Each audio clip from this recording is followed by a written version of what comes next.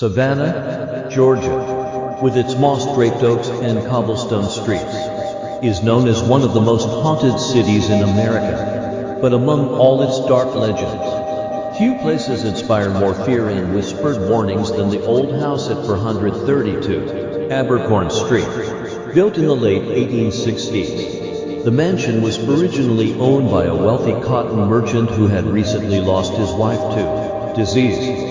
Left alone to raise his young daughter, he became reclusive and unstable. Neighbors said they rarely saw the girl outside. When they did, she always seemed pale, frail, and oddly silent, her large eyes darting nervously behind thick lace curtains. One blistering summer, the child disappeared entirely from sight.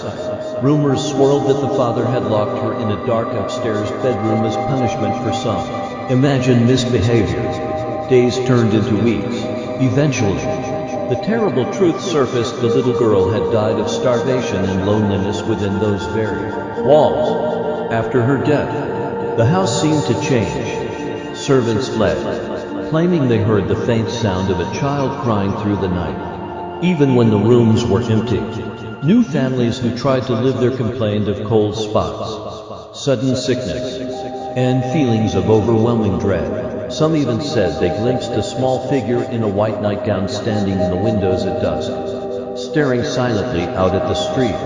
In the decades that followed, 432 Abercorn stood mostly abandoned. Brave visitors reported strange happenings, doors slamming on their own, the sound of tiny footsteps pattering across dusty wooden floors, and a chilling sense of being watched. Paranormal investigators recorded inexplicable voices pleading for help, while others captured photographs showing shadowy figures lurking near the staircase where the little girl had once desperately tried to escape. Today, the house remains closed to the public. Locals warn curious tourists to stay far away, especially after nightfall. Those who ignore the warnings sometimes report nightmares for weeks afterward, dreams filled with a thin, ghostly child whose hollow eyes seem to follow them home. In Savannah, where history and tragedy intertwine at every corner, 432 Abercorn stands as a silent monument to a sorrow so deep it refuses to be forgotten.